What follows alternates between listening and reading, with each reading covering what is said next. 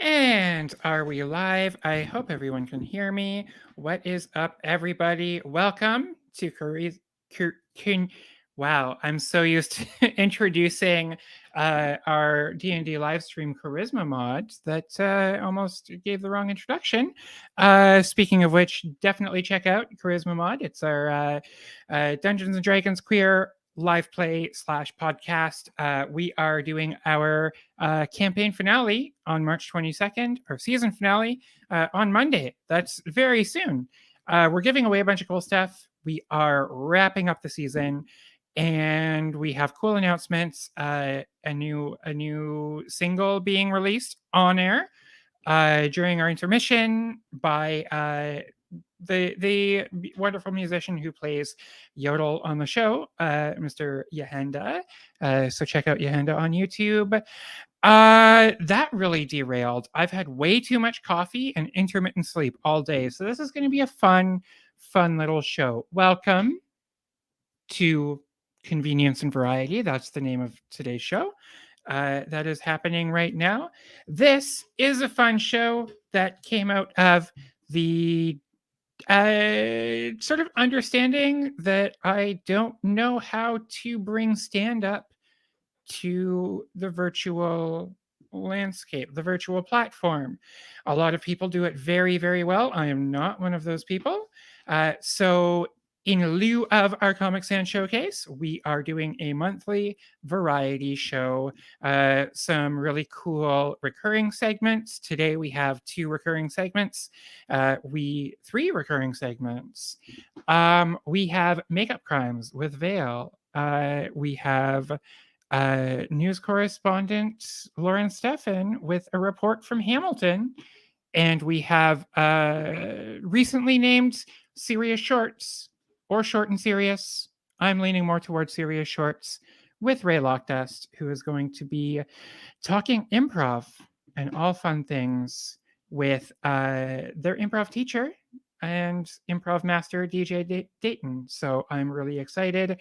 Perhaps we can get DJ to join us for an improv session afterwards. How is everybody doing? I have the wrong screen up. I'm just realizing now that we don't have an intro for this show. That's usually a good time for me to have a sip of water between the intro and telling a couple jokes, but we're just going to do it on air. Round three of COVID. That's what's happening right now, at least in Ontario. Yesterday, it was claimed the third wave because COVID numbers are rising exponentially once again. This is wonderful. This is great. We're just leaning into it, let's just lean into it. COVID is the new way of life, the new normal. I hate, there's no such thing as normal anymore. There never was, there never will be. But one effect, I did mention I was intermittent napping. COVID has started giving me like a 26-hour day. Like my time in the day is not 24 hours. It's like 26, sometimes 27, 28 hours. Let me explain. I have nothing to wake up for. So I'll go to bed at like 2 a.m. And then the next day, I'll go to bed at 4 a.m. Next day, maybe 6 a.m. Next thing you know it, I'm waking up at 7:30 p.m., throwing a toque on my head, making up a cup of coffee, getting ready for a show like it's 9 a.m. on a Monday morning. That's what it feels like right now. Yeah, I don't know. I've been developing weird sleeping habits, weird eating habits. I don't like meals anymore. I don't have an appetite. Most of the time, I just stand in front of the fridge, stuffing pure trash into my mouth, right? Like just pickles and peanut butter, and I'll drink some of this ketchup to wash it down. Just whatever is available that I can consume and stuff into my mouth while just standing in my underwear in front of the fridge. That's what's for dinner. Noticed myself earlier today doing this, and I looked over at the dog and he was sniffing at the garbage can. So I yelled at him to stop and got him away from it. And then I just felt like an absolute hypocrite. So I had to think about that for a little while. Yeah. Afternoon naps, eating terribly. Like, is this what life is going to be like when we're old? Am I just settling into retirement? It feels like it. I don't have a real job, just a bunch of hobbies. This is one of them. But yeah, I think this is what life is like for a senior citizen. I'm on a fixed income. I take naps almost every day.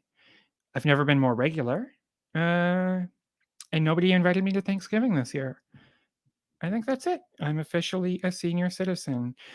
I'm okay with the masks too, and the sanitizer. All of this, like, it's a crutch for me now. I need it. In fact, like, I know a lot of people, as soon as this is over, day one, this is over, they're going to throw away their masks.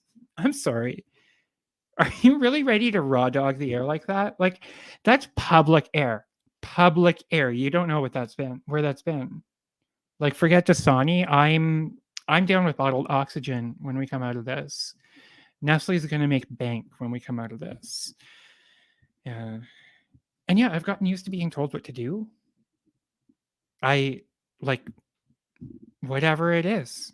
Get a vaccine, get this vaccine, wait for this vaccine. Cool. Line up for the grocery store? Sure. No problem. Oh, I can only buy one pack of toilet paper? Yeah, I get it. I understand. I mean, oh, I can't pay with cash anymore. It has to be debit or credit. Yeah. Okay. I mean, if there's one thing this pandemic has taught me is that I'd be completely fine in a totalitarian society. I'd just be cool with it. I'm sorry. I'm not resisting the nation state. I'm going in, napping and eating crap out of the garbage. But I am growing really comfortable in the pandemic. Maybe a little too comfortable. I don't know. I just like I've started referring to my therapist appointments as hangouts. That kind of comfortable. Like, because honestly, next to this, therapist appointments are kind of my biggest social engagement in my calendar. I've started seeing a new therapist. That's exciting. Well, I mean, we're keeping it casual, but you know what I mean. Oh, that's so hack. I hate that. Cut that. Cut it right out. But no, I'm excited because it feels good to have a therapist that I connect with, because like I've always felt like I've had that little angel and devil on my shoulders, but one is complete self-hatred and the other is complete self-adulation, and I don't know how to resolve those two things. It's difficult. And I mean, the world is tough enough when you hate yourself. I put the wrong emphasis on that. The world is really tough when you hate yourself, you know. I've made a lot of strides resolving my internalized transphobia, that thing, the self-hatred from inside. But I'm still dealing with that sense of self-hatred that comes from being a white woman, because we really are the worst. We're tackling new relationship problems as well, which is really healing, because it's hard living in isolation with somebody. They could be the best person in the world. You don't want to see their face all the time. Yeah, we talked a little bit about love languages. I'm starting to learn about those. I've learned that my girlfriend's love language is quality time spent together. My love language is acts of servitude that I can inventory and throw back into your face the first time at the first sight of an argument. That's how I express my love. It's it's manipulating, and this is just turning into a therapy session. I'm sorry. Yeah, I don't know. Making empty promises is what I was trying to say. My love language is making empty promises. The one thing I think still needs to be resolved with my therapist is, ever since I saw Tiger King, I've started having these weird, kind of erotic, recurring dreams. And it's confusing, because like, as gay as I am and as happy as I am in my relationship, I guess there's still some part of me at my core that sees myself one day growing up to feed my husband to a tiger. And we'll let that dream live on. We've got a show for you. Thank you for letting me vent and talk about whatever was on my mind. It was better than the jokes I actually wrote. Not better than the joke. I don't know. None of this is good right now. Yes, so we have a wonderful, exciting show for you tonight. Lots of a few really fun, super cool segments. You're gonna see my face in here a little bit too. No promises on how good it'll be, but I will be here. I think that. Sorry, I'm just reading comments here. Never mind. Let's get back to the show. Yeah, I think this is going to be a really great show. There are a few people who've put some great work into their segments, and I'm really happy to host. And I'm sorry I didn't do a better job at doing them service, doing them justice. I literally just woke up from a nap, so I can't promise any sort of quality here. But you know who can promise great quality is our friend Vale.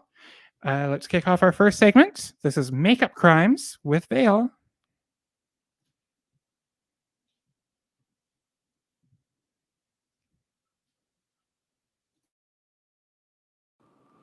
Welcome to the second installment of Makeup Crimes with Vale. 恭喜 Happy Lunar New Year. Since I am recording this the day before Lunar New Year, I'm going to do Chinese-themed makeup today, Chinese-themed makeup crimes. I have become a huge fan of Hanfu, which is a direct restoration of traditional Chinese clothing or modern versions of traditional silhouettes. The Hanfu movement covers several dynasties of ancient China, so there's tons of variety in fabric, shape, texture, colors, patterns. I am wearing a Hanfu-inspired outfit because I cannot afford the shipping costs of ordering legit Hanfu from China. This is my take on an aochun, which is like a high-collared long shirt with a skirt. It's got pleats. And also my take on a sleeveless baits, which is like a one-button robe with splits at the side. Clearly, you know, I'm making do with what I have. So I am going to try to do my own spins on lip makeup and something called huadian, which is like painting on the forehead, basically. Let's go. I'm going to be using like a super old lipstick. I should probably throw this away. It's like Rimmel, so it's a drugstore brand, the Kate Moss line or whatever of lipsticks, but actually it's like a really good red lipstick. So I fall back on it a lot for like extremely reliable cover, and it's pretty silky too. So yay, drugstore brands. So a lot of the lip looks that I see in Hanfu don't paint the whole lip. Guess that was kind of the thing back then. So I'm going to use my foundation to create a skin-colored base, as I do not have any matte or liquid beige lipsticks to use instead. You work with what you have, and that's how you create makeup crimes. Infused with glow nectar. I make fun of it, but it's great. And it smells like coconut. Makeup crime number 1. It's going on my lips. I should probably like moisturize my lips first. Lips are now unchapped. Oh god. No, I put too much. Oh fuck. I've made a mistake. I mean, I know I can just like take it off, but I'm not gonna. Nothing is a mistake. Everything is just building, it's on my teeth. Everything is just building blocks to your future success. Some makeup crimes are crimes that you don't want to commit, but you have to. Not painting the whole lip. Instead, like sometimes you see ones like 1, 2, 3, 4, like a little flower. But I'm not into how kissy that makes my lips look, so I'm just gonna do another one where I paint the whole top lip and a little boop on the bottom lip. So one way to do it would be like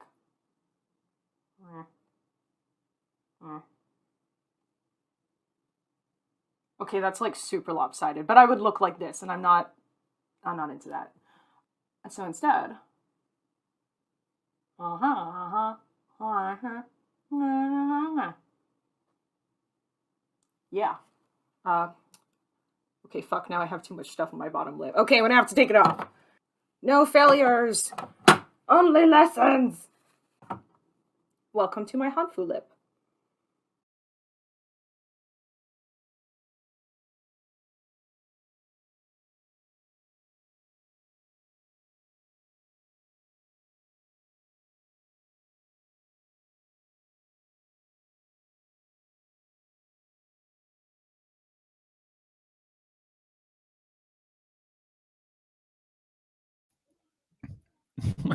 So professional. Sorry, just in the comments, Ray, you're a pro makeup artist and you're dying at this. I love this segment, Makeup Crimes.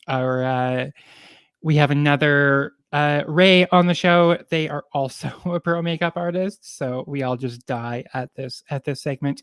You can check out the full segment if you're interested on our YouTube channel. Make sure to subscribe to us on YouTube.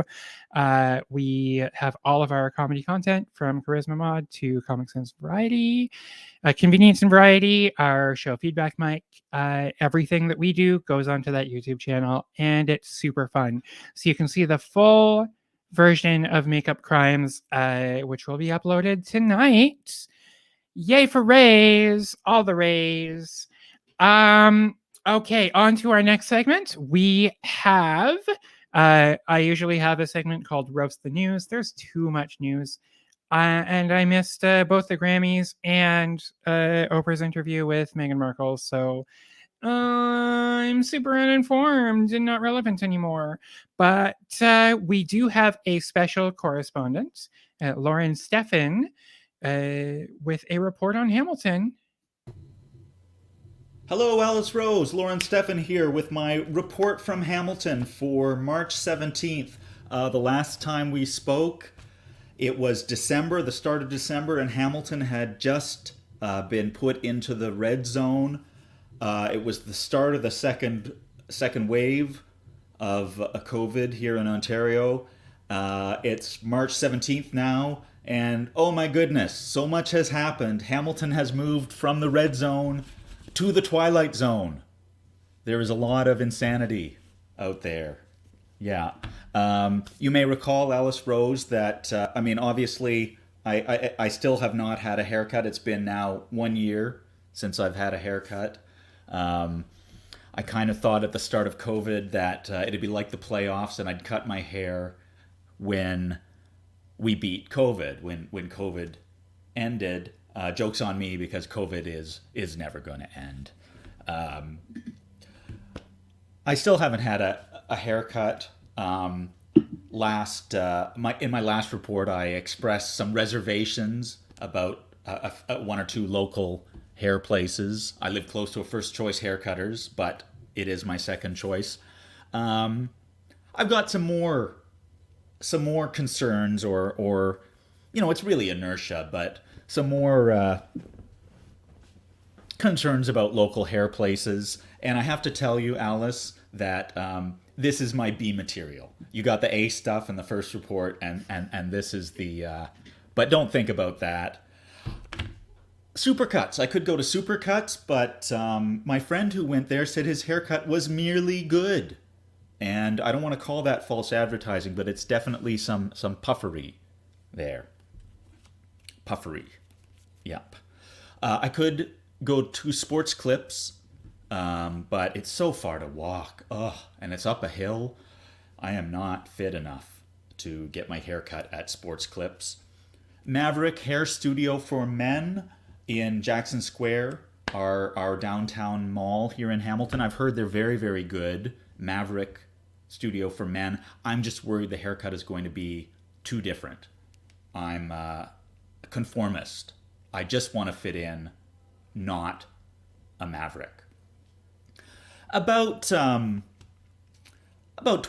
of people get that maverick joke.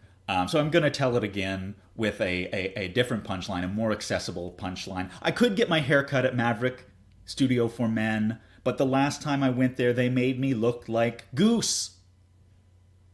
That's a Top Gun reference. about 25% of people get that joke. There are four kinds of people in this world, Alice Rose. There are people who get the Maverick joke with the first punchline but not the second punchline. People who get it with the second punchline but not the first punchline. People who get both punchlines, and people who get neither punchline. And Alice Rose, there is no shame for any of those people. It's not a great joke. I'm workshopping material right now. Yeah. Still, it's been a year. No haircuts. My hair kind of is very curly, you can see, and it curls into itself. So I can kind of get away with it, but I'm really stretching it. I call this my corona. I call it my corona, and the little loose strands. I call them they're my little COVID catchers. When I walk through our beautiful downtown mall, Jackson Square, when I walk past, gray men with gaping masks, my hair just filters out the COVID.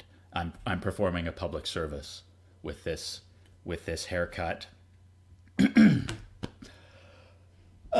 You know, everything takes a little longer. Everything's a little harder these days. You may find yourself, heading out the door, and then you forgot your mask, and you gotta head back to your car or head back to your place, head back inside and get a mask. Everything's taking longer. I've been putting some chores on the back burner. My soda stream, you can see my soda stream back there. It's out of gas. I have not replaced my soda stream canister for months. I am drinking uncarbonated water like a dog. Also, drinking out of a bowl on the floor like a dog. I've got a new boyfriend. We're trying out some role-playing stuff. Let's not get into that too much. I'm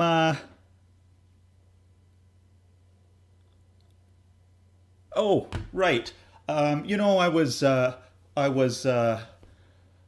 working up an impromptu DIY glory hole with my shower curtain there. My shower curtain rod has busted. I think it might be some rust. Some water got in there and it's rusted a little bit, or I was twisting it too hard. So my shower curtain rod has busted. It's still holding up the curtain in my bathroom, but I can't adjust it. I can't make it bigger or smaller. There's some kind of joke there, or it's a metaphor or a symbol for something, but I don't want to delve too deeply into that one. But no more glory holes for until I can get a curtain rod there. I've been drinking less. I think like a lot of people at the start of COVID, I was drinking more. There was nothing to do. You were stuck inside, so people definitely want to drink more. I've been drinking a little less more recently, and higher quality stuff. I had a really nice beer the other day, brewed according to the German purity laws of 1516. And now these are German purity laws that I can support. The German purity laws of 1516, much better than the German purity laws of 1935. Most people agree. Okay, on that uplifting note, I'm going to leave it there, Alice Rose. Wonderful to see you again.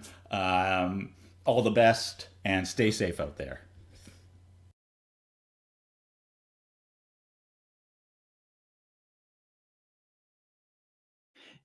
We're going to get this mic thing sorted out. And welcome back. Give it up, everyone. Virtual snaps, virtual hand claps, whatever you do. I know people are doing drive-in shows where the audience honks at you. As a visible sexual minority, that is, I'm not down for that. I don't know. Lauren posed a few interesting points here. The haircut, I'm liking the hair. It's been nearly 2 years since I've had a haircut, because before the pandemic, I was broke. I'm still broke.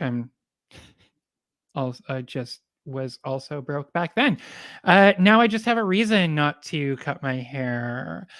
Yeah, Lauren was naming a lot of interesting haircut places. I think Lauren, you should go to Scarborough. Come to Scarborough. Come to my favorite place, the $15 haircut franchise. This is a franchise of salons called $15 haircuts. Only in Scarborough, right? Only in Scarborough. Yeah, this is the place where there are more money marts than actual money. More payday loan places than jobs that actually give you a paycheck. Which makes me wonder. I wonder what it's like to, for the people who work at a payday loan place. When you need a payday loan, where do you go? Do they have discounts? Do they have employee discounts on money? I'm not sure. That is and that is Scarborough's economic situation in a nutshell. Lauren was also talking about the Soda Stream, and I'm just, are we still hoarding the weirdest shit? What is wrong with us? We're hoarding like it was toilet paper, because it's not like toilet paper is made from trees that are manufactured literally down the street. That supply chain's not running out. We were hoarding yeast, because it's not like there's yeast in absolutely everything. And now we're hoarding air. We're hoarding compressed air for our Soda Streams. Yeah, that's a weird thing for us to run out of. I really don't get this society whatsoever. And we're on to our next segment. I have killed enough time to make it through halfway through the show. Done my due diligence here. This is great. We're doing it. It's just feeling like a really relaxed show, just a chill vibe. Yeah. Also, I've forgotten how to do comedy. I've literally forgotten how to perform. I can write jokes, I just can't tell them. I can teach comedy, I just can't do it. It's a fun little time. It's a fun time. All right, so we're going to get my face off the screen, and I'm going to hand the show over to our lovely, wonderful co-producer of Feedback Comedy, producer of this segment, recently titled, and we're going to make it official, Serious Shorts. Because I want to do a little intro card with like a pair of shorts, like a cartoon shorts, and like serious shorts, but they're really cartoony. So we're going with that. Now it is time. It is 8:30. Time for Serious Shorts. Ray!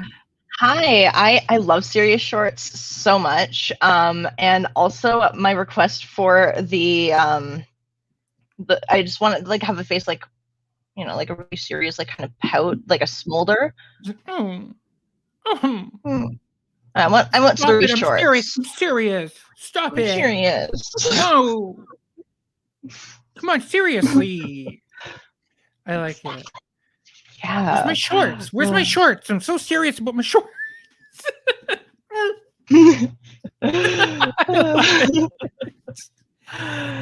All right, Ray, you're our only live guest today, so I feel like I have to talk to you because, again, this is my second biggest social event of the week. So just have to talk to you. And we were actually late going live today because you and I were just chatting. We can't be on screen together without just boring everyone to tears with our conversation that we're having. We would have the best worst podcast together. I feel like okay, so I have been practicing at focusing and like gearing conversations, like all that stuff that basically made Serious and Sober not as it's going to be better when I bring it back. Anyway. Yay. But either way, I've been practicing and learning, and I think I just broke a piece of my chair. Anyway, I think I could do it.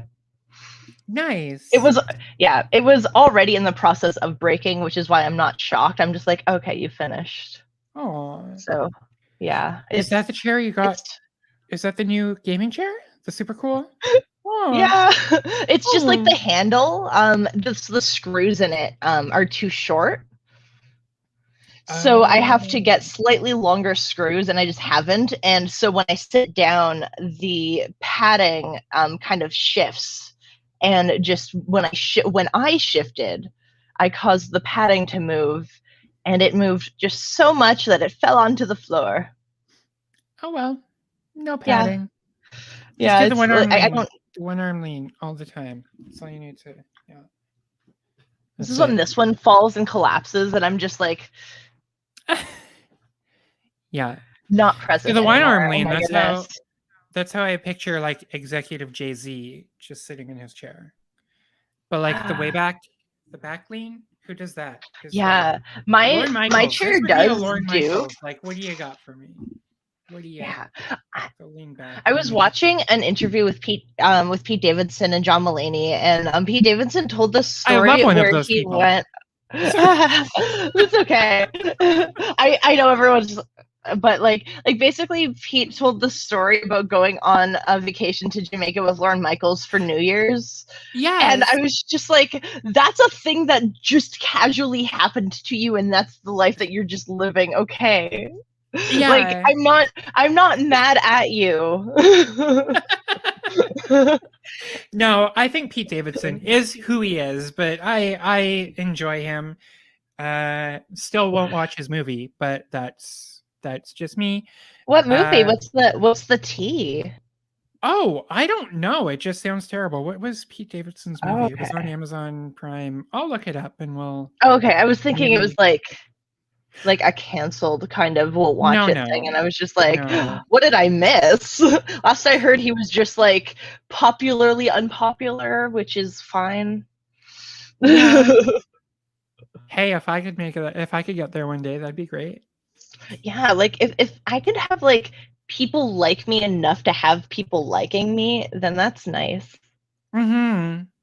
And then also like if they don't like me, then as long as they don't hurt me. Yeah. I have a very low bar. Just don't hurt me. I'm serious. Don't hurt me. I'm serious and I'm short. And I'm short. Stop picking on me. Now I just feel bad for Serious Shorts guy. Or whoever. Serious Shorts, this pair of shorts, these cartoon shorts. I feel really bad for them. I'm excited for what you come out with about them. Yay. Yeah. All right. Like, what have I gotten myself into? Anyway. Oops, did I just say yes to another project? Yes, in the moment of feeling completely overwhelmed and swamped when I just told my therapist I'd stop doing that? No, not me. Yes, and great segue into your segment. Ray, you have a wonderful guest here today to talk to you about improv. In your Serious Shorts, which is a shortened, rapid fire, quick question and answer format of your original show, Serious and Sober. Which when I was on there, we almost had to do 3 episodes because we were just talking so much. We're terrible. Hence why we're still on the air together now. I'm going to hand the show over to you. Thank you so much for being a part of this and for sourcing such a wonderful guest. I'm really excited for this. Enjoy. Hello, everyone. I am just myself right now, and I am serious and short. So I am Ray Lockdust, the other Ray that has been mentioned throughout the other parts of the show. Anyway, we're here to talk serious about improv today. Yay! I love this. Oh. Yeah. So anyway, that was great. Actually, I'm owning that. I just had to come back to get my mic on to hear. So sorry.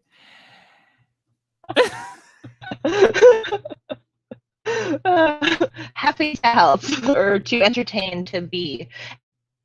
Anyway, we are here to talk about improv today because improv is so important to me. Oh my goodness, I love it so much. Best kept, worst kept secret is I was super shy and stuff and didn't like talking and was not funny. I did not be fun. Okay, I've probably always been funny, but I used to not think I was funny. I never believed in myself. And through the magic of improv, when I started taking courses when I was like 19, oh my God, okay, so BT dubs, it's my birthday tomorrow. I expect music. I want singing. Alice. Anyway, sidebar to the sidebar. I turned 29 tomorrow. I started taking improv when I was 19. That means I've been in improv for 10 years. Is it 10 years to be a professional at something? I do not feel like I deserve that title. That being said, I am going to pull in someone who does deserve that title. I met him probably 8 of those 10 years ago. DJ Dayton. He was my improv coach on Magnaflux. Anyway, or Bit Mini Racers. Do you remember the name of the group? Of the name of the group that you coached 8 years ago? No, I don't. It's one of those two. It's Bimini Racers or Magnaflux. I would think Bimini Racers sounds more familiar. I think it's Bimini Racers for sure, because Magnaflux was the one that I had with someone else who wasn't on the anyway. Okay. Yes. Yeah. Yes, it is Bimini Racers because Magnaflux was the first one I had with any. Yes, I just want to say that. See, I've got this whole thing here. I also have not had my hair cut since COVID began.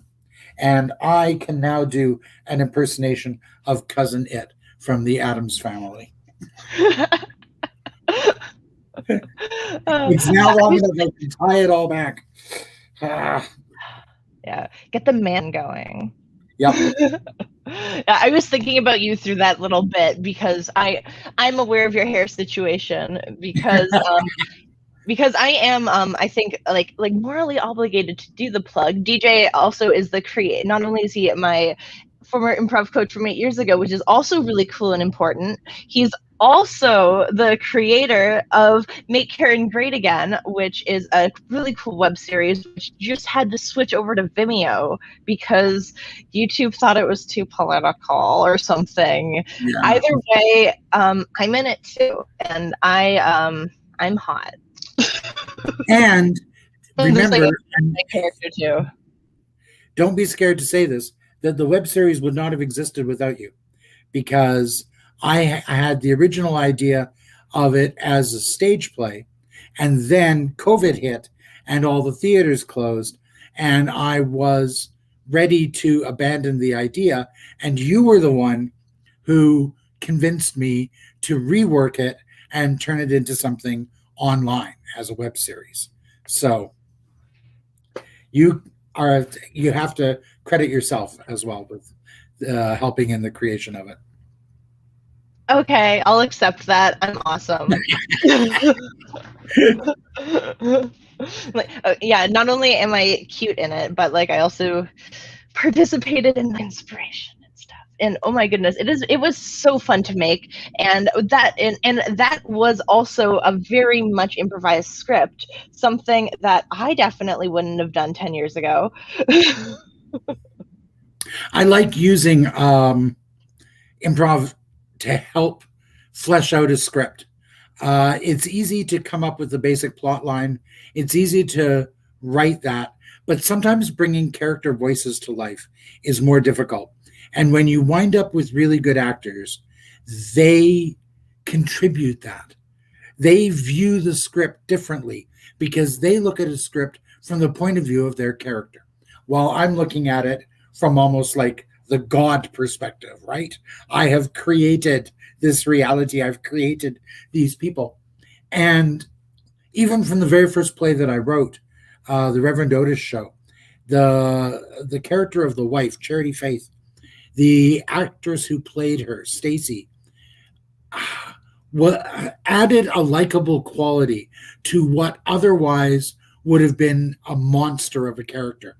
And that inspired me to make more of a character arc for her so that we could see how this very sweet, innocent woman turned into this monster, and you root for her redemption, and it doesn't quite come. Because in the things that I write, yeah, they don't usually have happy endings. The characters might be happy, but they're not classically happy endings. Yeah, one thing I find is you don't tend to write things about good people. No, I don't. Yeah. I guess, growing up gay in the 70s and 80s, when that was a deadly thing to be. So you have to lie about who you are all the time, and you don't trust. It becomes very difficult to trust when you have to live a complete facade all the time. So you don't view things as necessarily good, and people as necessarily good. Gives you a jaded outlook. Yeah. Oh gosh, I have a derail that I think I might just message you later because it will turn into a huge thing. If I remember, you will receive a message. If not, it is just gone into the wind forever. Because I probably should have looked at the time when we started this, because this is supposed to be the quicker version of my show. Okay, I'm sorry. No. It's you're great. All right. So the game I want to play with you is 5 things. I know you're familiar with it because I am 99% sure you taught it to me. But for the folks watching at home, I will unless you want to put on your No. Oh no. Oh, yes. I like being on the other side. I like being on the playing side. Excellent. All right. So 5 Things is one of my favorite improv games. It is usually you'll stand in a circle, but we are just 2 and we are over Zoom. So we will just be staring into our cameras, and I will come at it with, I will come at DJ with, for the sake of this game, they will be improv related, and I already have them, but usually you're making them up on the fly. It'll be things like 5 things you wouldn't want to put on a sandwich. And DJ would then list off 5 things. I was hoping you'd jump in, but that's okay. You don't have to read my mind. I was just listening intently. I know. And I could tell, and I realized that, and I was just like, okay, I'm going to keep talking, but I'm also going to talk about how I'm talking. Little things. What was I saying earlier about being better at this, Alice? Anyway, I digress. So I am going to say, DJ, name 5 things, and DJ will only time. They're going to be about improv. So it's going to be a bit more interesting than that. And I'm also, because of the sake of this is a shorter version, you are going to have a minute to answer them. Oh gosh, okay. Okay. I'm ready. You ready? Okay. Ba-ba-ba-bum. All right. Start off easy. DJ, 5 of your favorite improv games. Aha. Fuzzy Duck, Ducky Fuzz. Most Scenes with an Object. Hamlet. 3 Entrances, 3 Exits. And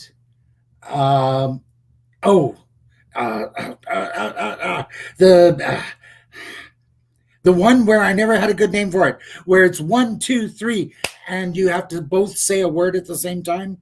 Middle word. You get 3 times to try and come up with the same word. I never remembered the name of that, but yeah, middle word. I thought middle that's word. what it was called, isn't it? Yeah. Yeah. That's how I've taught it to other people. So. And we are at 55 seconds. I want to ask you what Hamlet is, though. Oh, Hamlet. Hamlet is a game in which you have 3 to 5 players. Everybody has to enter twice, or enter as 2 different characters during the course of the scene. Like many of these games, you can never only have one person on stage. You can never have everybody on stage. So you've got to pay attention to other people's entrances and exits.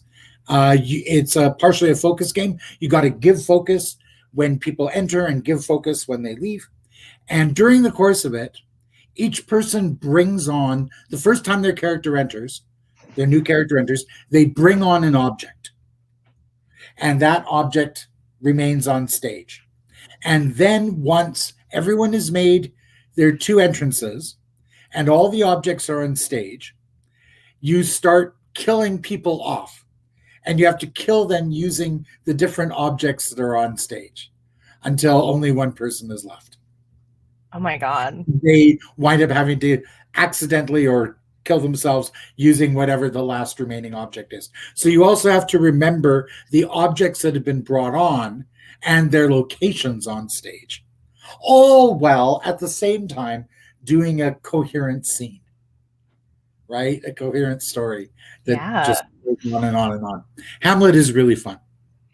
That sounds so fun. That is definitely not something you did with our team, but like we were like baby improvisers. So like I'm also grateful. We did. You might not have been there for that one, but I know I did it with you once, only because I remember at the end, Andrew going, but what was the Shakespeare part? It's called Hamlet. It's Hamlet because everyone dies. You don't have to do no Shakespearean. And he was so serious, very serious and very when he asked the question. It was great. The Shakespeare part. That's great. I have a lot of really good memories, and I don't want to. Oh my gosh, we could probably go into like an hour about that alone. Sorry, Alice, our time now. Anyway, I never went over this. Did you want to throw 5 things back at me, or do you just want me to keep going at you? Oh, I wasn't prepared. That's okay. I was just expecting to get it. Yeah, I literally just thought of it now, so I thought I'd give you the option, but like you also do not have to. I would just wind up asking you the same question back. Okay. That would be the natural thing. So if you want to give your 5 favorite improv games. My 5 favorite improv games. Okay. 5 things. Yeah. Hotspot. Freeze. Alphabet game and first letter last.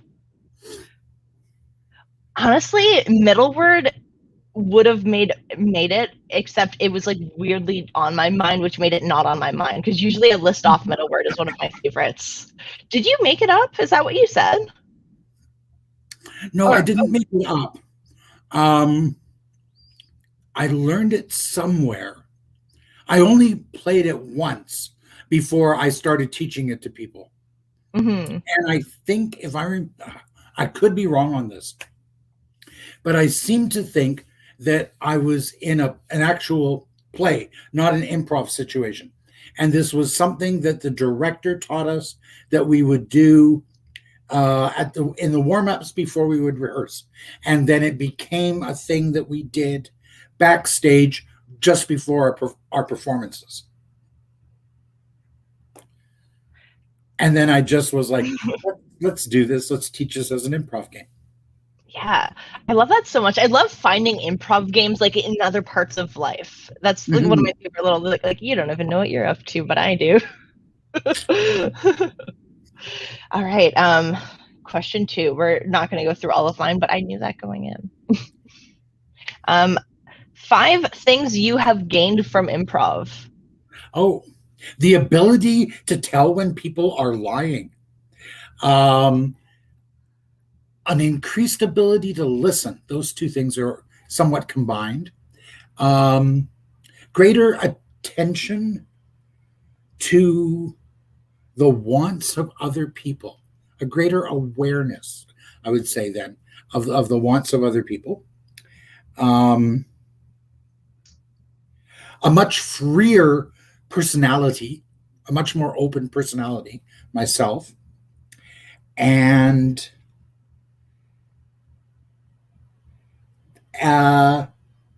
and better writing once I learned how to integrate improv into my writing. Yeah.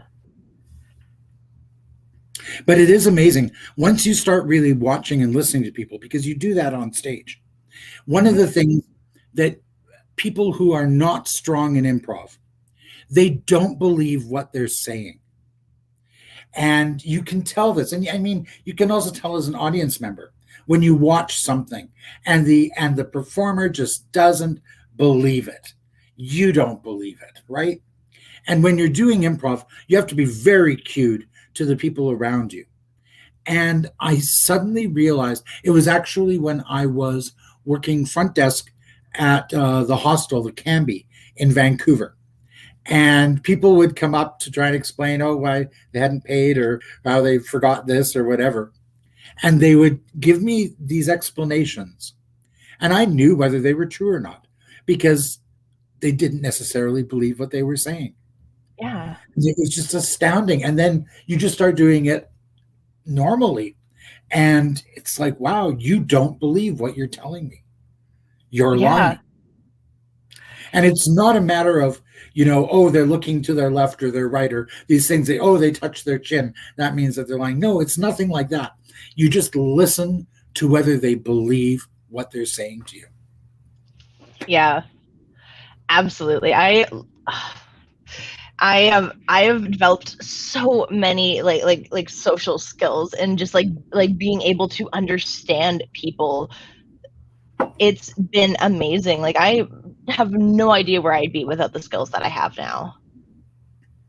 It really is wonderful. One thing I'm sure that I said it to you because I say it to everyone who I've kind of taught improv is there's that fear that people have. I don't want to do something on stage because I'm scared I'll look like an idiot. If you're scared you're going to look like an idiot, you're going to look like an idiot. If you go out there intentionally to look like an idiot, you're not going to look like an idiot. You're going to look like someone who knows what they're doing. Yeah, that honestly, like doing everything with intention is a mindset that set me on a really good path. Like thank you for that. like not even just like in improv, but just like acting with intention in your life, and like just like all of the ways that improv intermingles into your life has been such an amazing thing. So it's just like yeah, honestly, I think it should be introduced to people in high school, although there is a certain level of maturity because good improv requires a level of trust, and maturity and trust, they go along with each other. So high school, it could go terribly, terribly wrong. But it is something that sorry.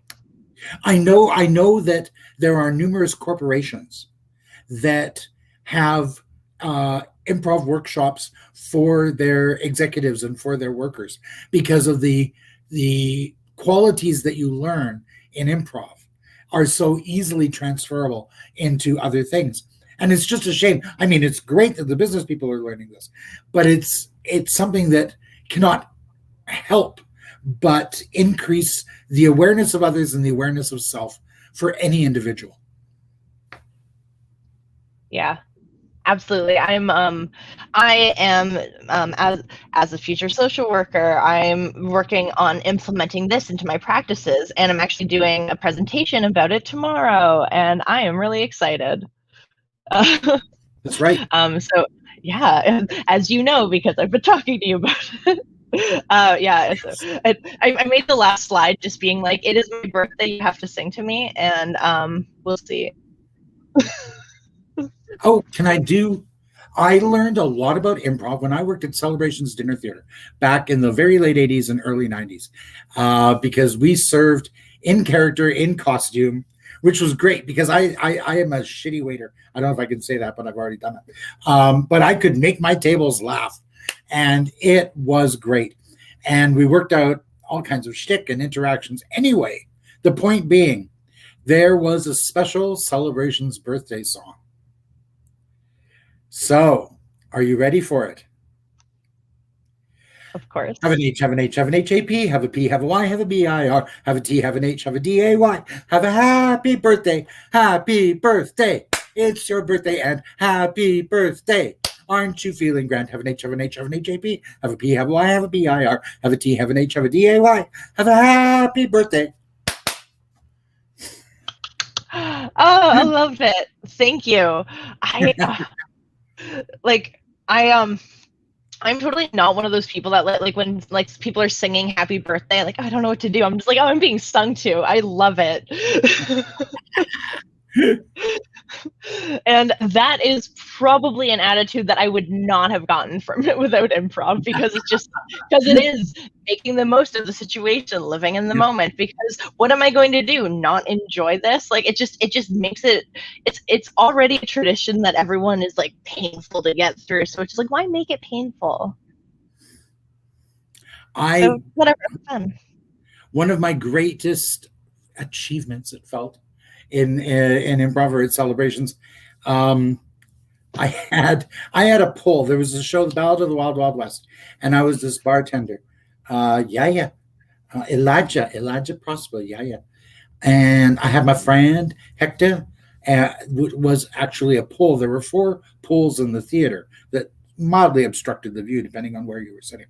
And I just made Hector my friend, and I would go and talk to him at different times, and then my tables would start to notice, and I would introduce him to Hector, and invariably Hector would get a crush on one of the women sitting on one of my tables, and I would set that up and then bring the woman over to introduce her to Hector and leave her to talk to the pole and want her away. They never knew what to do at that point. But one night I had no birthdays, no anniversaries in my section at all. I was not pleased about that, because you always had those. And so I decided it was Hector's birthday.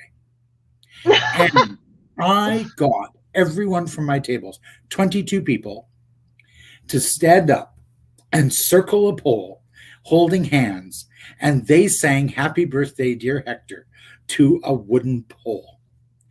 And I felt so good, because I had taken these people so far from their everyday lives and so far from who they believed they were. If you had asked them before they came into the theater, are you willing to stand around a pole and sing to it? They would have said, of course not, don't be ridiculous.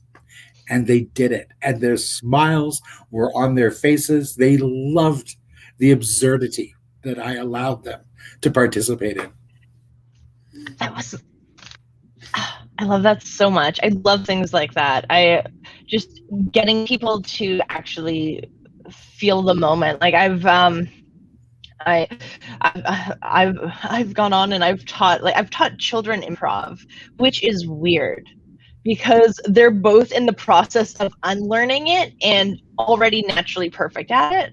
Right. Yeah. Like it's so it's just like they're so weird. Is the best way to put it. Is just kids are weird, and like I love working with them, but like I prefer teaching adults improv, but I love the things that kids come out with. Yeah. Like I don't dislike teaching kids improv. It's just a whole different kind of energy. The one improv game I did that a couple of years ago at the Winnipeg Fringe. I did improv workshops with young children. And the game, absolutely, the game I found to play with them was battle axes, where you heft up a battle axe. So you've got to get the weight, and you've got to get that, and you throw it at somebody on the other end of the circle, and they get stabbed by the axe, and they have to fall down and bleed and writhe around. And it's not just axes. Once you've got them all doing axes, then you get them to say what they're using, and they can use a chainsaw, and you throw that across. And I just found, and it's fun because they actually are learning the critical element of miming, right? And getting weight and sound and everything to it. But they're having so much fun coming up with murder weapons and rolling around on the ground dying. Yeah. I love miming games so much. Like I never list them when I am thinking of my favorites, but it's just like they're just I'm a sucker for them. I always get so into them, but oh my goodness, it has been Yeah. an amount of time, and I am so grateful for you coming out and doing this interview with me. And I think it might be the time where Alice is going to come back and maybe play some improv games with us. Oh God, that's I find that intimidating because we're not in the same space. We're in different spaces, and I'm eating profiteroles. Yeah, no pressure. I just thought we have a couple minutes left of the show. We could roll it out by playing a couple warm-ups or improv games or something like that. I was part of an improv troupe in high school. I don't remember the name. It was so long ago. I'm 86 years old, guys. You have to understand. These were back in the days. Back in the days. But some of my favorite games I loved. Ray, you mentioned the alphabet game, and that's something that I'm teaching now to my students, and I'm teaching my second stand-up / improv workshop on Saturday, which I'm really excited about. So I'm growing this passion about it again.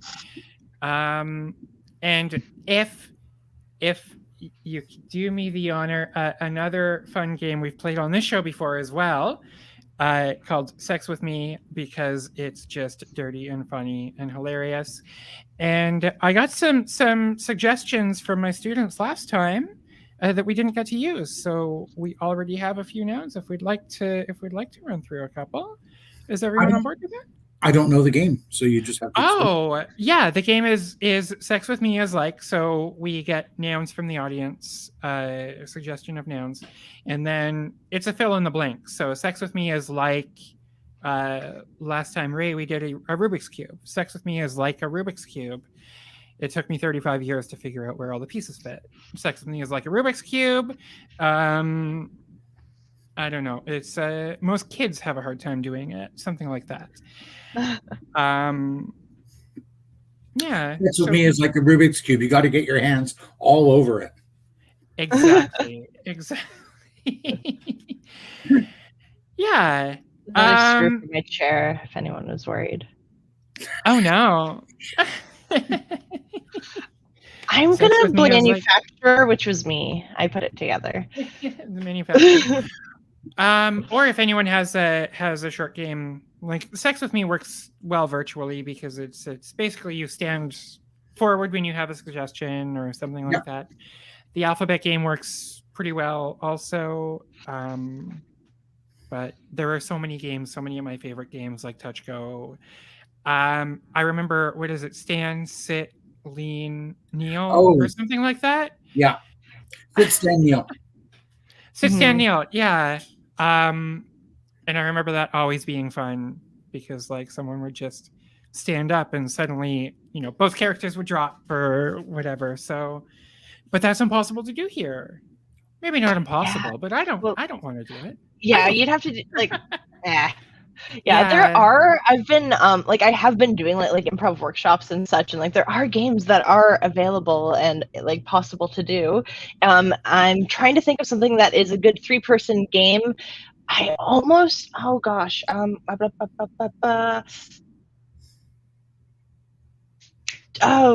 what's it? Not One Word Story, but like Channel of Experts or Panel of Experts. Three-headed monster. Three-headed monster? Like a word at a time? Yeah, it's a one word at a time, and we're all one monster. Oh, that's when you're trying to sleep together. Oh my goodness. No, I don't want to do that. I'm over it.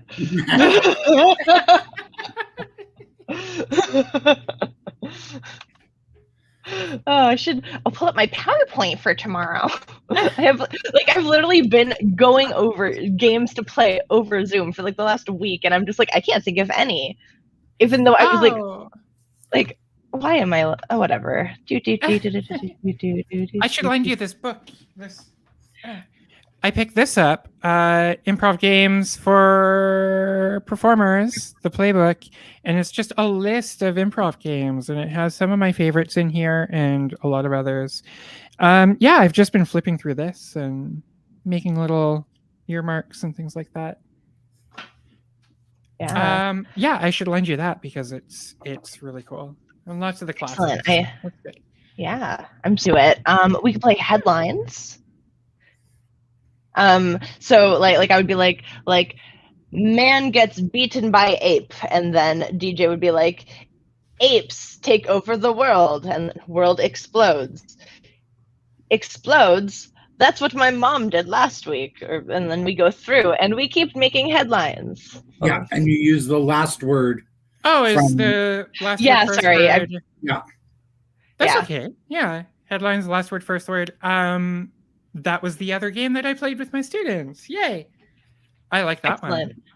Yeah. Yeah, let's do that. I vote headlines. Okay. All right. Let me kick it off. I jotted down a fun headline that I saw today. Yeah.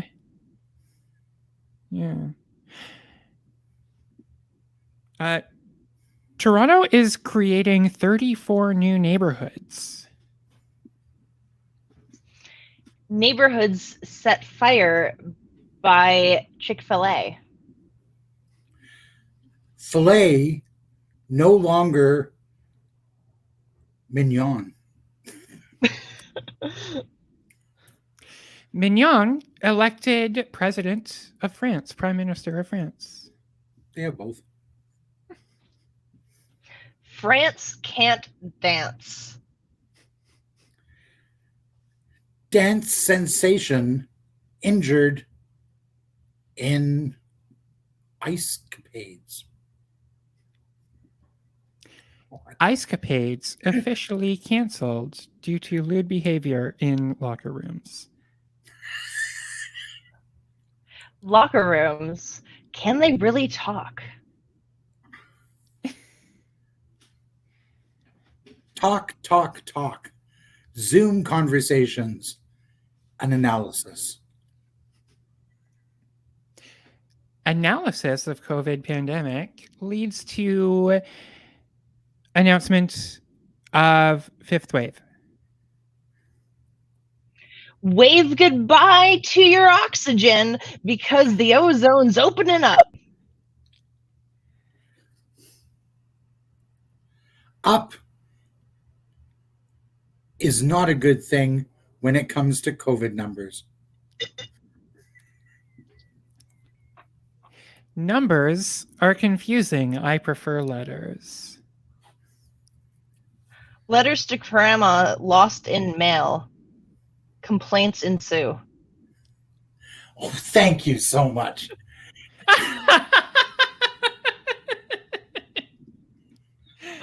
That's end the game. Yeah. Ensue. Seriously, you want me to start?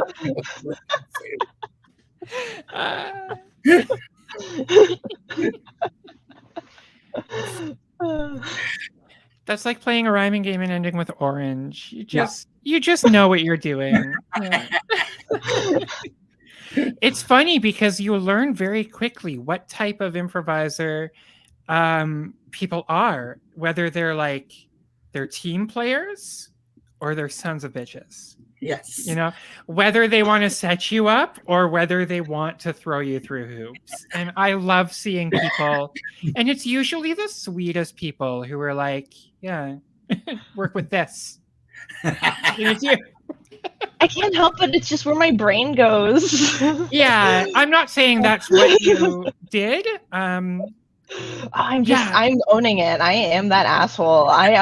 There are like have you heard the series of pirate improviser, ninja improviser, and robot improviser? They're the three types of improvisers, where it's just like the robot is person who's just like these are the rules I'm gonna go about and create everything. The ninja is door hinge. Thank you, Carrot Jr.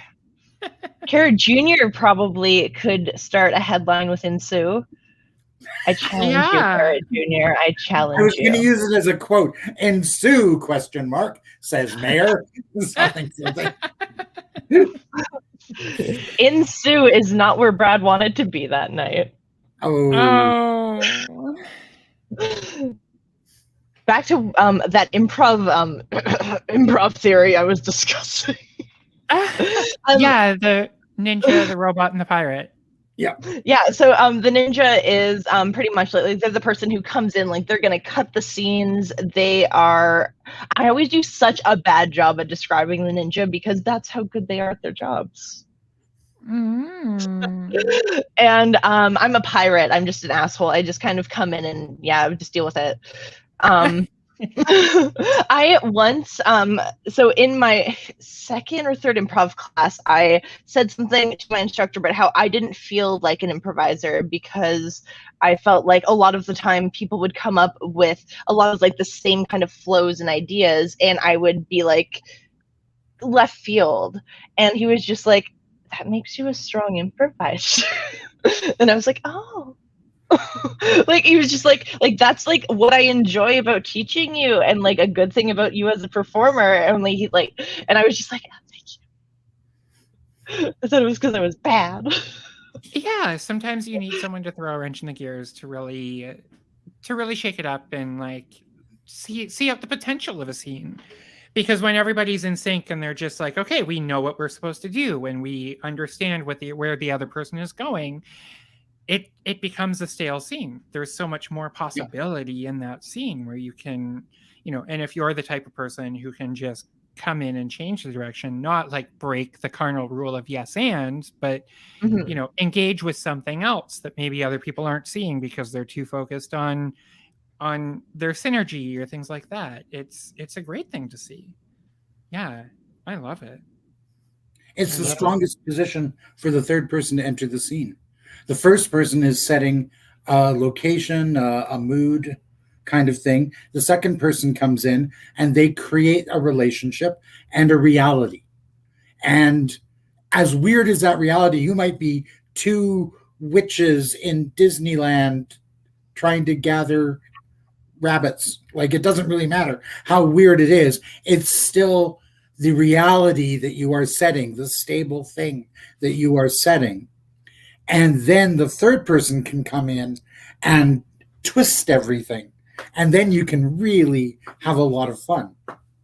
Yeah, they create the conflict. They add the reactionary ingredient that makes the soda fizz. All of those things. Yeah, your baking soda or carbon cartridges. I don't know what you are, but you're valuable and you're wonderful. Yes. That was a lot of fun. I think I'm just going to keep talking about improv for the next week or so because I've got the bug again. Yay! Good. Let it bite you. Oh my goodness. I stepped out of improv like a few years ago because of like a tragic story that I think I've told both of you in different elements of just like, anyway, this is a comedy show. But it's just like I've been because of the pandemic, I've been able to safely re-explore improv. And that's something that I am actually really grateful for in a way that voice kind of cracked a little as I was saying it. So, yay! I love it and I miss it, and it's been a silver lining for me in the pandemic as well. Let it out. We're all friends. I love that. Oh, and what better way to end the show? So I can go back to bed because I'm infinitely asleep. That's my life now. While also still trying to run a small business, which is fun. Anyways, that is our show. DJ Dayton, Ray Lochtas, thank you so much for joining me tonight. This was a ton of fun and a wealth of knowledge. And goodbye until next month, Ray, or sooner. Feedback comedy. We have another show together that we're doing. That is the first. Go to comicsansproductions.ca and check out all of our. The 7th? That's the first Wednesday of April. So April 7th. April is my birthday month, and Ray's birthday is tomorrow. So let's memorize DJ's song. All right, so we will be seeing Ray Lochtas back with me on April 7th. Check out comicsansproductions.ca for all of our programming. We've got a ton coming up. March 22nd, super exciting. It's the season finale, the campaign finale of Charisma Mod. What will happen? All of these big mysteries come to a close, and Tamara Siobhan is worried to death that she's going to die. And rightfully so. I don't know. It's really exciting. In the intermission, we're giving away a bunch of cool stuff. That's my favorite part. I'm excited. We have tote bags, Charisma Mod tote bags that we're stuffing with t-shirts and swag from our sponsors, Comic Sans Productions, Stormcrow Manor, Howl and More Records. Great, wonderful stuff that we're giving away to our subscribers on Charisma Mod. So subscribe, and we're going to be drawing names from that list. Feedback comedy is coming up, bigger, better than ever, of course, because I'm actually going to promote it this time. I've got a marketing plan. Who's doing her job in between naps? That's me. And I'm done talking. My ADHD medication is running out, so it's probably time to end it tonight. Thank you all for tuning in. Thank you all for watching. Please like, subscribe, share this video. Check out Vale's full Makeup Crimes video that I will be uploading as soon as I'm done talking. And stay safe, keep masked, keep wearing your mask, because public air, please. Come on. Keep thinking positive and testing negative. All right. And that's it.